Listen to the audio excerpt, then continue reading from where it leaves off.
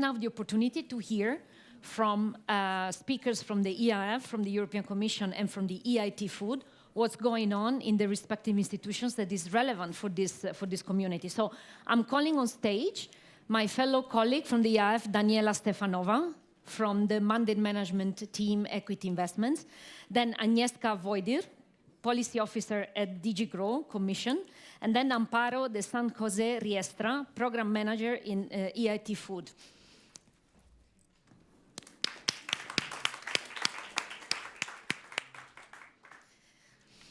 So thank you very much. Now, Daniela, I'm going to start with you because I know that you have been working for quite some time on some additional initiatives, let's say also to complement, for instance, InvestEU. And I was wondering if today you can give us at least an appetizer about what's potentially coming up in terms of additional programs. Yes, thank you for the question. Indeed, after EIF started implementing InvestEU with a precise policy objective of addressing gender diversity in the VC and PE industry, we were also inspired to try to expand the activities of EIF. Now, I myself am working in the part of mandate management that works directly with member states and national promotional institutions. These are our NPIs. And most of our mandates are quite local in that respect. And we wanted to bring the NPIs on board on the topic of gender diversity. And for them, we designed a program which is the Gender Smart Equity Investment Program. We call it short GESEP, which was designed especially for NPIs. What we saw is that in the landscape of European NPIs, there is a great diversity of the level of development that they have in terms of the strategies that they have developed and the programs and their readiness to go into specific programs. That's why it was key to make this program very flexible, so that each NPI can come on board at the time that they are ready to come on board and when they're ready with their specific policy objectives. This program that then it's going to be a collection of bilateral agreements that we have with the NPIs, all of them united by the same objective.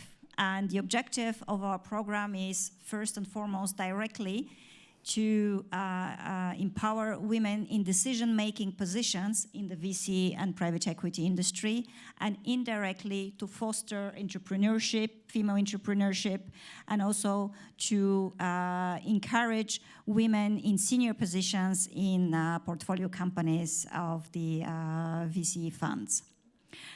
And as we said, this was inspired by what was happening already under InvestEU, with EIF adopting policies towards gender diversity, and we wanted to increase the impact on the market. Therefore, we decided to adopt the InvestEU gender criteria, which you are all familiar with by now. In this way, we can complement the investments of InvestEU with investments from the GESEP mandators. What we want to achieve maybe is something else to talk about. So what we want to achieve is, in the first place, it is bring capital to the market. So that's very important.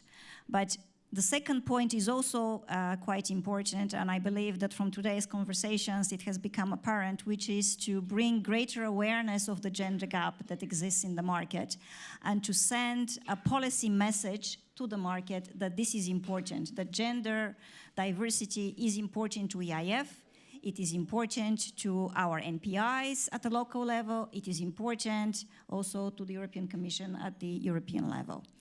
And thirdly, we are in the process of also thinking about some capacity building programs in order to enable greater interaction between NPIs and also to try to start work on the changing of the mindset of investment managers and how they view gender diversity. Thank you very much, Daniela. So we hope that in a year from now, like in the Empowering Equity 3, we can actually announce also some of the potential underlying operations under the GESI platforms, right? Indeed, we are in discussions with all of the European NPIs that we are in contact with, and we have some first movers that are more advanced in the discussions with us. These are Germany and the Netherlands. Please watch the EIF webpage. Soon there will be an announcement with more details once we have signed with those mandators.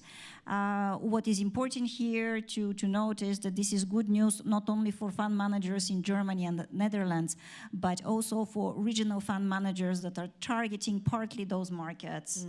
So it is a broader scope from the point of view of geography.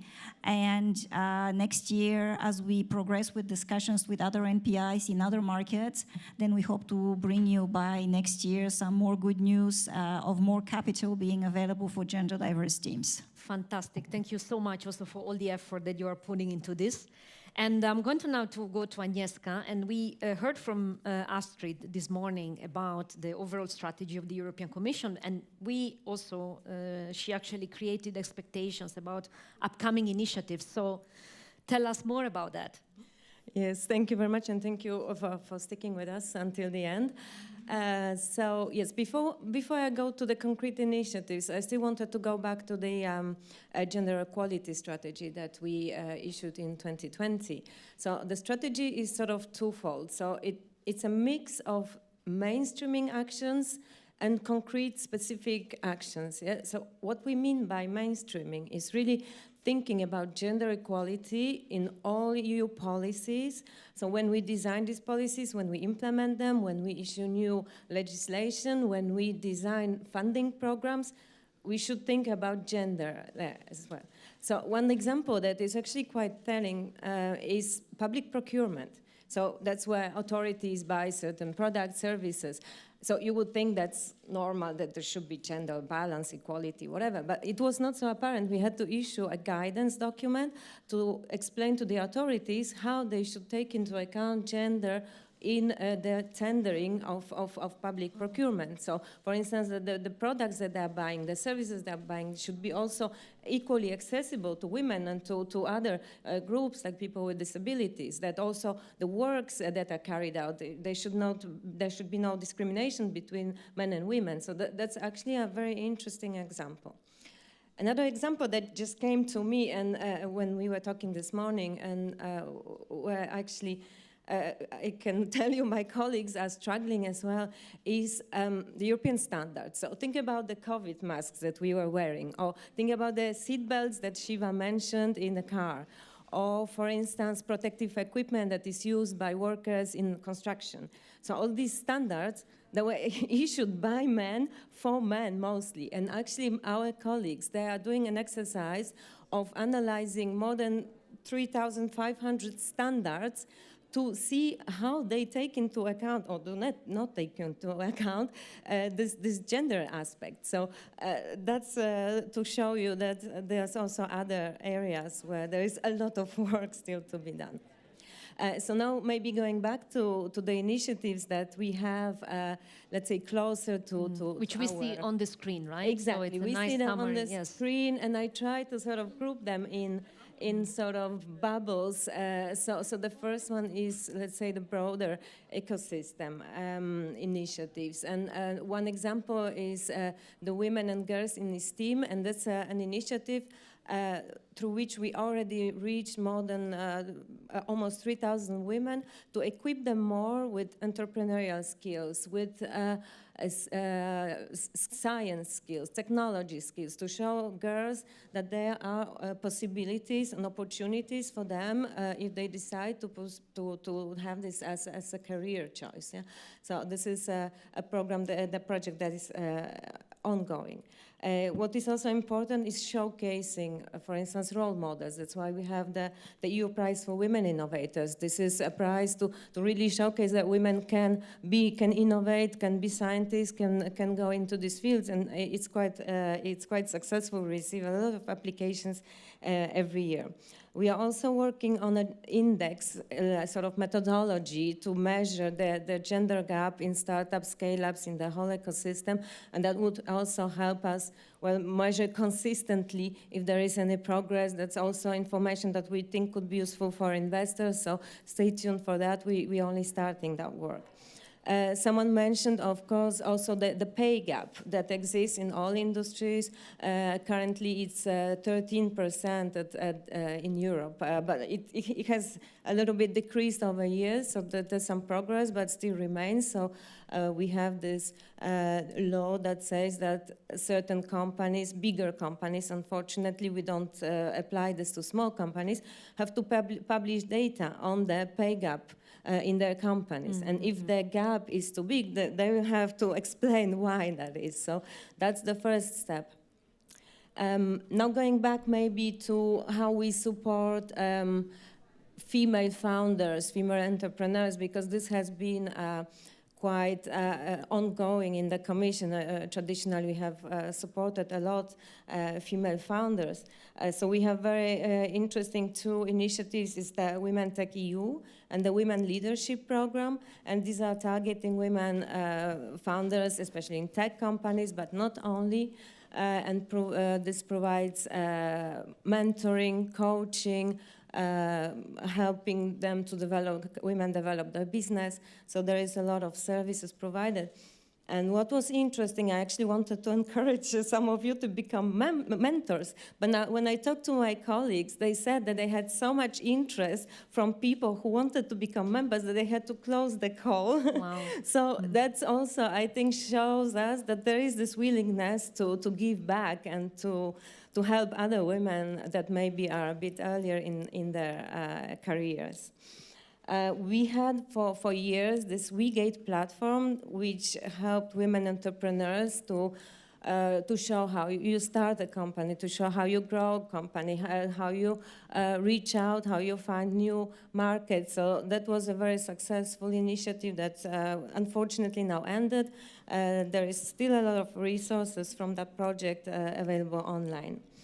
And Astrid also this morning mentioned the directive to have gender balance or close to gender balance on boards in companies, in big companies. Yes? And Agnieszka, can you tell me, and I believe there will be an interest for the audience, where information of all these initiatives can be found? Unfortunately, there's not one place where you can find these initiatives, and we discussed actually that it could be useful for us to provide you with some links where you can find all this information. Absolutely. There are calls, for instance, for the prize, for this mentoring that are open yearly, so we would we can perhaps place it in on the website of Empowering Equity to have a central repository. Indeed. Look, I know you have one last bubble to go through. Can I ask you perhaps to pick just one example so then we can move to Amparo? Thank you so much. I pick one example, and that's the European Network of Gender-Conscious Investors. So actually, we are waiting to publish a call for tender, hopefully still this week. So what we want to do is to organize a network where all of you can become members, not only women, but also men, where we would organize networking activities, learning. We would maybe reach out to LPs, to institutional investors, to try to link them with investors, where we would organize matchmaking with female-led companies, where we would also look at good practice of support that maybe exists in different countries and see what works, what doesn't work. So this will start early next year, hopefully, and we will try to make it as broadly, publicize it as broadly as possible, so anyone who's interested can also join the network and be part of the activities. Thank you so much. Now, Amparo, last year you were on this stage, actually together with Agnieszka, and you told us about programs that IT Food is implementing in the area of supporting gender investors or gender smart investments in general. For instance, you told us last year about the Supernova program. Can you tell us, can you give us perhaps a refresh of that, and also tell us on what else EIT has been working on over the past year since the last edition of Empowering Equity? Yes, so I'm very happy to tell you that we have really grown up in terms of activities. So last year the story was that the Women to Invest, and maybe I can get a bit later into detail, and now we have a broader array of activities. So in fact, we started even before of the majority of the space where you were discussing here about quotas, how to get women into VCs scaling up. We started the Women to Invest is a program that really is trying to increase the number of women applying to VCs, and not any kind of women, not any kind of female talent, but specifically female talent, or STEAM talent. So we said, okay, we asked venture capital funds, and they say, we don't have enough women candidates. That's a fact. It's not that so much so subjective. We have, some people told us that they didn't have any women applying, that they only have 10% of women applying. So young women, they are not super interested in venture capital, or let's say they are not applying to VCs. For different reasons, because they don't know anybody that works in a VC, because if you do engineering, nobody talks about venture capital in your career, because you don't live in a big capital and you have no VCs there. So for various reasons, we wanted to have more women applying to VCs and from a specific profile. Because if you want to see the next generation of entrepreneurs or the super technologies that will shape our life in the future, like artificial intelligence, you have just already developers of artificial intelligence startups are mostly male, and if you have, again, mostly male selecting the artificial intelligence startups that are gonna rule our life, you need a broader gender lens there. So we started with that, and then we built a bigger community around activities that will build capability among women in the industry, and also are focusing networking. So now this year we launched all of them. As you can see, we also said, okay, if you work in a VC, and if you're a woman, everybody knows everybody in the VC industry. So if you work in a VC industry, in a venture capital fund in Greece, everybody knows you, and you know everybody. So if you're young, you're a junior, you've been for less than a year, for less than 3 years in a VC, you cannot complain much about, because the person probably you complain about is going to be your next employer. So that's not nice. That's very, that's a very bad situation. So we said, okay, we're going to build a program for 30 junior VC, 30, 40 junior VC females or women in venture capital funds, less than 3 years experience, and we're gonna help them to network a little bit across Europe. So with people that you know that you're not gonna see them around the corner next day. So that's what we have been doing for the past 3 months. We have 30 junior analysts from VCs. So next year we're opening again. So you are all welcome to send us your junior staff. And they receive training sessions, not training as formal training, but let's say more social skills, leadership skills, communication skills, and even some trends on certain sectors. What we're going to build next year with EU Women in VC, I don't see Cassie around, so next year we're moving a step ahead. So we're going to a more senior role, to a more senior position within VCs to create this community, but with a specific purpose. That is the previous one. So that's what we're gonna do next year. And we go back to the low number of female startups funded by the industry.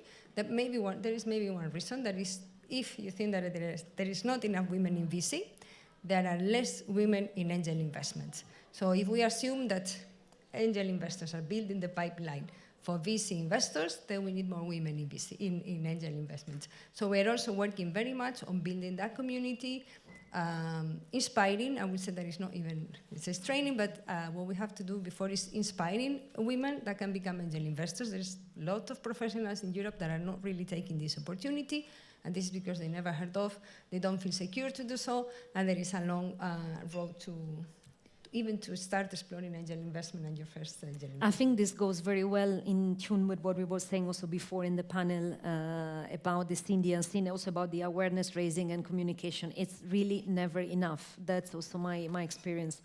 So great also to partner with you in this effort. And do you have any questions from the audience before I jump to my next question?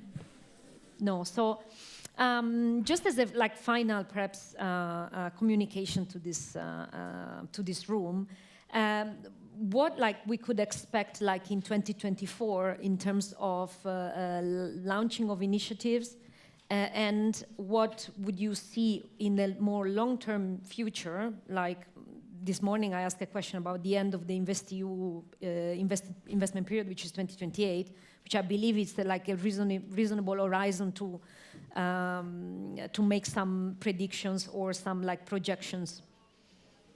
Daniela, do you have?